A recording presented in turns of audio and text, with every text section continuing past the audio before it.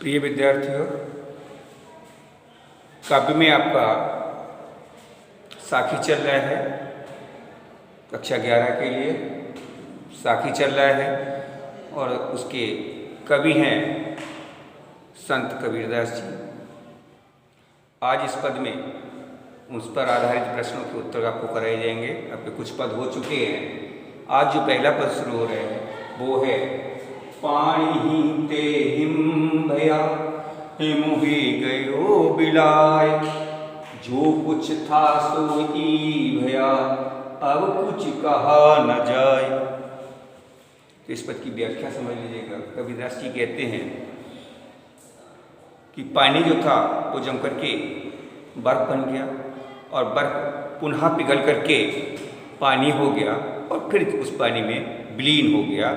इसके अतिरिक्त कुछ नहीं कहा जा सकता है। ठीक उसी प्रकार से जीवात्मा और परमात्मा के संबंध में कबीरदास जी ने कहा है कि जो परमात्मा रूपी जल था वो जम करके आत्मा रूपी बर्फ बन गया और कुछ समय पश्चात वह बर्फ पुनः पिघल करके, जीवात्मा रूपी बर्फ पुनः पिघल करके जल हो जाते हैं और परमात्मा रूपी जल में विलीन हो जाता है, अर्थात वो मोक्ष को प्राप्त कर लेता है। इससे संबंधित पहला प्रश्न है, इस पद का संदर्भ लिखिए। तो ये प्रश्न आपको स्वयं करना है, इसका उत्तर। दूसरा प्रश्न है रेखांकित अंश। तो आपका रेखांकित अंश पहली पंक्ति है पानी ही ते हिम गया हिम हुई गयो बिलाय। तो इसका व्याख्या करना है। व्याख्या है, कबीरदास जी कहते हैं ईश्वर रूपी जल जम करके आत्मा रूपी बर्फ बन गया तथा कुछ समय पश्चात वह बर्फ पिघल करके पुनः आत्मा को परमात्मा रूपी जल में विलीन हो गया, अर्थात मोक्ष को प्राप्त कर लिया। अगला प्रश्न है आपका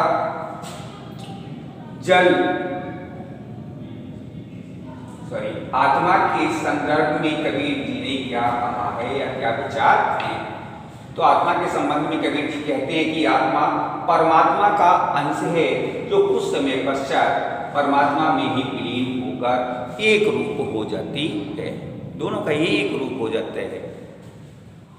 अगला प्रश्न है आपका, इस पद में कवि किसे एक रूप मानते हैं।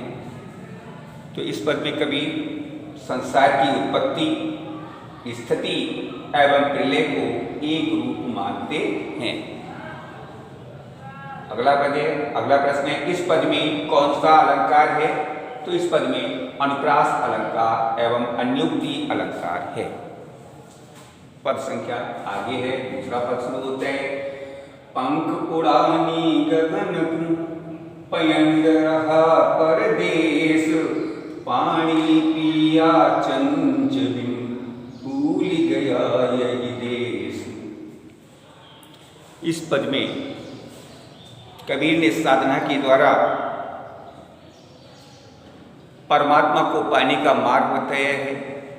साधना करके व्यक्ति परमात्मा के सहस्त्रसार अर्थात आकाश में अनंत लोक में पहुंच करके अमृत सरोवर के जल का पान करते हैं और उस जलपान को करने के बाद अमृत रूपी सरोवर का जल प्राप्त करने के बाद, पीने के बाद वह उसे इस प्रकार का अलौकिक आनंद प्राप्त होता है कि वह इस संसार की माया मोह तृष्णा आदि को भूल करके इस संसार को भूल जाता है। इसका प्रथम प्रश्न है, संदर्भ लिखिए अथवा पाठ एवं कवि का नाम लिखिए। पहला प्रश्न स्वयं करिएगा। दूसरा है रेखांकित अंश से आपका पहली पंक्ति है पंख उड़ानी गगन पयण रहा परदेश। तो कबीरदास जी कहते हैं कि जीवात्मा रूपी पक्षी ने चोंच अर्थात इंद्रियों, चोंच अर्थात इंद्रियां, तो चोंच के बिना अमृत सरोवर के जल का पान किया, जिसे पीकर उसे अलौकिक आनंद की प्राप्ति हुई, जिसके कारण वह इस संसार को भूल गया। इसके बाद आपका तीसरा प्रश्न है सहस्त्रशास्त्र। सहस्रास्त्र का होता है अंतरिक्ष, आकाश, जहाँ ईश्वर का निवास होता है। सहस्रास्त्र में पहुंचकर जीव रूपी पक्षी ने क्या किया। उत्तर, सहस्त्रास्त्र में पहुंचकर जीव रूपी पक्षी ने अमृत रूपी सरोवर का जलपान कर अलौकिक सुख का अनुभव किया या अलौकिक सुख को प्राप्त किया।